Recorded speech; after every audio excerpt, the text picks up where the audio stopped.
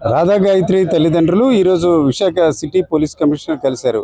Police కమిషనర్తో ఏ అంశాలు మాట్లాడారో, అలాగే ఆయన ఏ అంశాలు మాట్లాడారు అన్న విషయంపై మనతో మాట్లాడడానికి గాయత్రి తండ్రి సుధాకర్ గారు ఉన్నారు.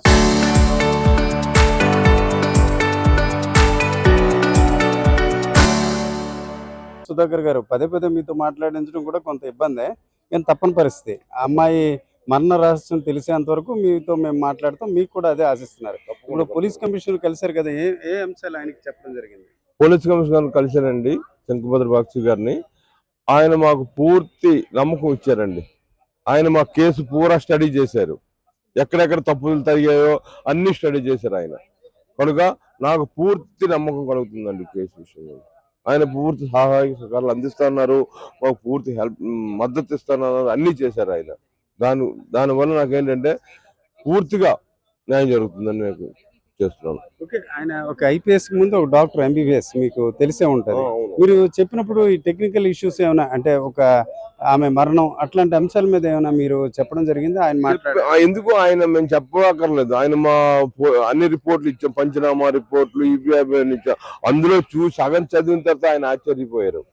ఇది సహజ మరణం కాదు, ఇది పక్కా ఫ్రీ ప్లాన్ మర్డర్ అని చెప్పి ఆయన్నే చెప్పకపోయినా ఆయన ఏంటంటే స్టడీ చేసి ఆయనే ఆశ్చర్యపోయారు. ఒక ఐపీఎస్ ఆఫీసర్ అండ్ డాక్టర్ ఆయనే ఇంత లాగా ఆశ్చర్యపడిపోయి వాడు ఎంత క్రిమినల్, ఎంత ప్రీ ప్లాన్ గా మర్డర్ చేశాడు. సుధాకర్ గారు, నెక్స్ట్ ఇప్పుడు లో బీపీతో కూడా చనిపోయింది అనే విషయం స్టడీ చేసి చెప్పారు. ఆయన లో బీపీతో ఇటు ఆ పోస్ట్ మార్టం పంచనామా అవన్నీ చదివారు. లో బీపీతో ఎవరు చనిపోరు అని ఆయనే సర్టిఫికెట్ ఇచ్చారు. అంటే మొత్తానికి మీరు అనుకున్నది నిజం అనిపిస్తుందా ఆయన మాటలు బట్టి? ఆయన పక్కా నిజం అనిపిస్తుంది.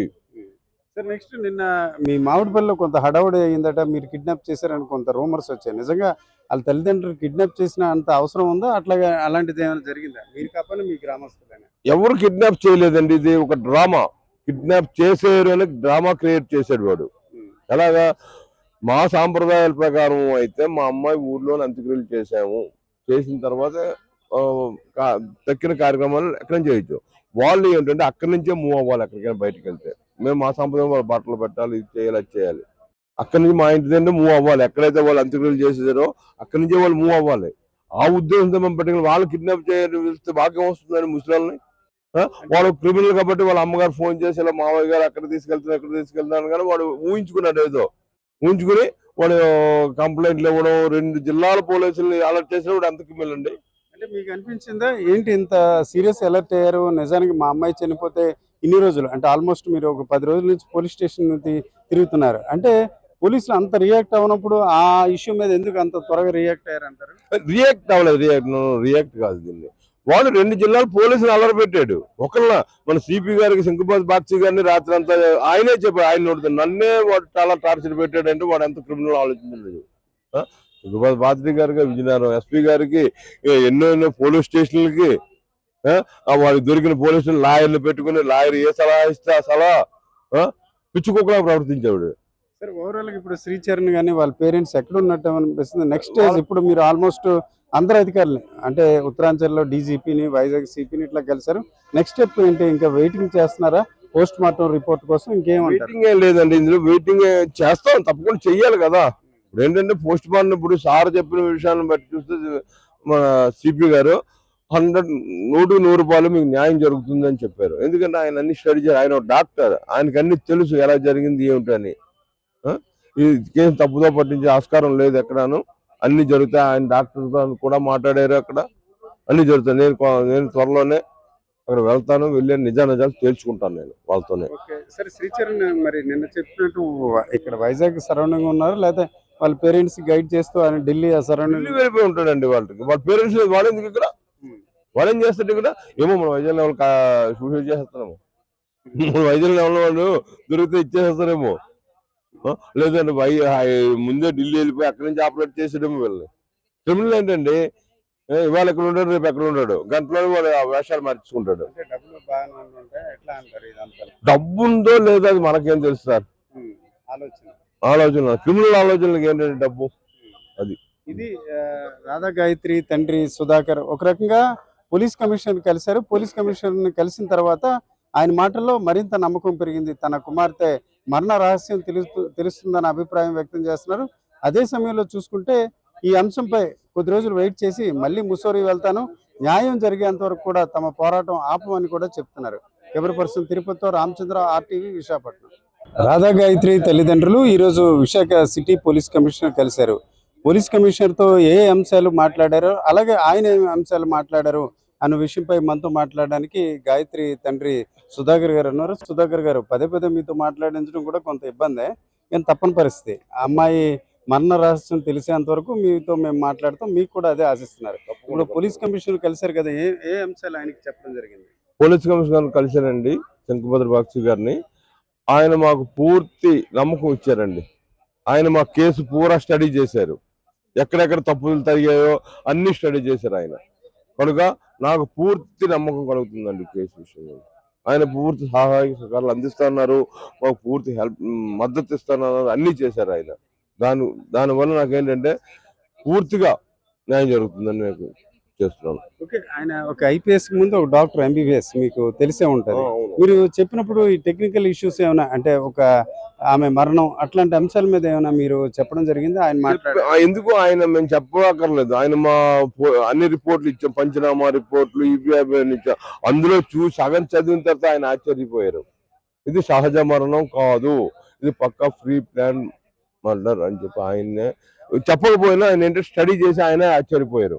ఒక ఐపీఎస్ ఆఫీసర్ అండ్ డాక్టర్ ఆయనే ఇంత లాగా ఆశ్చర్యపడిపోయి వాడు ఎంత క్రిమినల్, ఎంత ప్రీ ప్లాన్డ్ గా మర్డర్ చేశాడు. సుధాకర్ గారు, నెక్స్ట్ ఇప్పుడు లో బీపీతో కూడా చనిపోయింది అన్న విషయం స్టడీ చేసి చెప్పారు. ఆయన లో బీపీతో ఇటు పేర్లు ఆ పోస్ట్ మార్టం పంచనామా అవన్నీ చదివారు. లో బీపీతో ఎవరు చనిపోరు అని ఆయనే సర్టిఫికెట్ ఇచ్చారు. అంటే మొత్తానికి మీరు అనుకున్నది నిజం అనిపిస్తుందా ఆయన మాటలు బట్టి? ఆయన మాట పక్కా నిజం అనిపిస్తుంది. సార్, నెక్స్ట్ నిన్న మీ మామిడిపల్లిలో కొంత హడావుడి అయిందట, మీరు కిడ్నాప్ చేశారని కొంత రూమర్స్ వచ్చాయి. నిజంగా వాళ్ళ తల్లిదండ్రులు కిడ్నాప్ చేసిన అంత అవసరం ఉందా? అట్లాగే అలాంటిది ఏమైనా జరిగిందా? మీరు కాకపోయినా మీ గ్రామస్తులైనా? ఎవరు కిడ్నాప్ చేయలేదండి, ఇది ఒక డ్రామా. కిడ్నాప్ చేసేరు అని డ్రామా క్రియేట్ చేశాడు వాడు. ఎలాగా, మా సాంప్రదాయాల ప్రకారం అయితే మా అమ్మాయి ఊర్లో అంత్యక్రియలు చేసాము, చేసిన తర్వాత తక్కిన కార్యక్రమాలు ఎక్కడి నుంచి చేయొచ్చు. వాళ్ళు ఏంటంటే అక్కడి నుంచే మూవ్ అవ్వాలి. ఎక్కడికైనా బయటకు వెళ్తే మేము మా సంప్రదాయం వాళ్ళు బట్టలు పెట్టాలి, ఇది చేయాలి, అది చేయాలి. అక్కడి నుంచి మా ఇంటి దగ్గర మూవ్ అవ్వాలి. ఎక్కడైతే వాళ్ళు అంత్యక్రియలు చేసేసారో అక్కడి నుంచే వాళ్ళు మూవ్ అవ్వాలి. ఆ ఉద్దేశంతో మేము పెట్టుకుని వాళ్ళు కిడ్నాప్ చేయడం వెళ్తే భాగ్యం వస్తుందని ముసలాల్ని. వాడు క్రిమినల్ కాబట్టి వాళ్ళ అమ్మగారు ఫోన్ చేసి ఇలా మామయ్య గారు అక్కడ తీసుకెళ్తున్నారు, ఎక్కడ తీసుకెళ్తున్నాను కానీ వాడు ఊహించుకున్నాడు. ఏదో ఊహించుకుని వాడు కంప్లైంట్లు ఇవ్వడం, 2 జిల్లాల పోలీసులు అలర్ట్ చేసిన వాడు అంత క్రిమినల్ అండి. అంటే మీకు అనిపించిందా ఏంటి ఇంత సీరియస్ అలర్ట్ అయ్యారు? నిజానికి మా అమ్మాయి చనిపోతే ఇన్ని రోజులు, అంటే ఆల్మోస్ట్ మీరు ఒక 10 రోజుల నుంచి పోలీస్ స్టేషన్ తిరుగుతున్నారు. అంటే పోలీసులు అంత రియాక్ట్ అవ్వనప్పుడు ఆ ఇష్యూ మీద ఎందుకు అంత త్వరగా రియాక్ట్ అయ్యారంటారు? రియాక్ట్ అవ్వలేదు, రియాక్ట్ కాదు. దీన్ని వాడు 2 జిల్లాల పోలీసులు అలర్ పెట్టాడు. ఒకళ్ళ మన సిపి గారికి, శంకుభద్ర బాక్షి గారిని రాత్రి అంతా ఆయనే చెప్పాడు. ఆయన నోడుతుంది నన్నే వాడు చాలా టార్చర్ పెట్టాడంటే వాడు ఎంత క్రిమినల్ ఆలోచించలేదు. శంకుభద్ర బాక్షి గారికి, విజయనగరం ఎస్పీ గారికి, ఎన్నో పోలీస్ స్టేషన్లకి వాడికి దొరికిన పోలీసులు లాయర్లు పెట్టుకుని లాయర్ ఏ సలహా ఇస్తే ఆ సలహా పిచ్చుకోకుండా ప్రవర్తించాడు. సార్, ఓవరాల్ గా ఇప్పుడు శ్రీచరణ్ గానీ వాళ్ళ పేరెంట్స్ ఎక్కడ ఉన్నట్టు అనిపిస్తుంది? నెక్స్ట్ స్టేజ్ ఇప్పుడు మీరు ఆల్మోస్ట్ అందరు అధికారులు, అంటే ఉత్తరాంచల్లో డీజీపీని, వైజాగ్ సిపిని ఇట్లా కలిసారు. నెక్స్ట్ స్టెప్ ఏంటి? ఇంకా వెయిటింగ్ చేస్తున్నారా పోస్ట్ మార్టం రిపోర్ట్ కోసం? వెయిటింగ్ ఏం లేదండి, ఇందులో వెయిటింగ్ చేస్తాం, తప్పకుండా చెయ్యాలి కదా. ఇప్పుడు ఏంటంటే పోస్ట్ మార్టం ఇప్పుడు సార్ చెప్పిన విషయాన్ని బట్టి చూస్తే మన సిపి గారు 100% మీకు న్యాయం జరుగుతుంది అని చెప్పారు. ఎందుకంటే ఆయన అన్ని స్టడీ చేయాలి. ఆయన డాక్టర్, ఆయనకి అన్ని తెలుసు ఎలా జరిగింది ఏమిటని. ఈ కేసు తప్పుదో పట్టించే ఆస్కారం లేదు ఎక్కడాను, అన్ని జరుగుతాయి. ఆయన డాక్టర్తో కూడా మాట్లాడారు, అక్కడ అన్ని జరుగుతాయి. నేను త్వరలోనే అక్కడ వెళ్తాను, వెళ్ళి నిజాలు తేల్చుకుంటాను నేను వాళ్ళతోనే. సరే, శ్రీచరణ్ మరి నిన్న చెప్పినట్టు ఇక్కడ వైజాగ్ సరౌండింగ్ ఉన్నారు, లేకపోతే వాళ్ళ పేరెంట్స్ గైడ్ చేస్తూ ఆయన ఢిల్లీ ఆ సరౌండింగ్ వెళ్ళిపోయి ఉంటాడండి. వాళ్ళ పేరెంట్స్ వాళ్ళెందుకు ఇక్కడ, వాళ్ళేం చేస్తాడు ఇక్కడ? ఏమో మన వైజాగ్ లెవెల్ సూసైడ్ చేసేస్తున్నాము, మన వైజాగ్ లెవెల్ వాళ్ళు దొరికితే ఇచ్చేసేస్తారేమో, లేదంటే ముందే ఢిల్లీ వెళ్ళిపోయి అక్కడి నుంచి ఆపరేట్ చేసేటేమో. వీళ్ళు క్రిమినల్ ఏంటండి, ఇవాళ ఎక్కడ ఉంటాడు, రేపు ఎక్కడ ఉంటాడు, గంటలో వాడు వేషాలు మార్చుకుంటాడు. డబ్బు ఉందో లేదో అది మనకేం తెలుసు సార్. ఆలోచన క్రిమినల్ ఆలోచనలకు ఏంటంటే డబ్బు.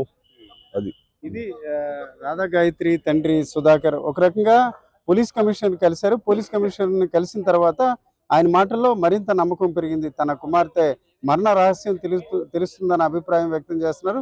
అదే సమయంలో చూసుకుంటే ఈ అంశంపై కొద్ది రోజులు వెయిట్ చేసి మళ్ళీ ముస్సోరీ వెళ్తాను, న్యాయం జరిగేంత వరకు కూడా తమ పోరాటం ఆపమని కూడా చెప్తున్నారు. కెమెరా పర్సన్ తిరుపతితో రామచంద్ర, RTV, విశాఖపట్నం.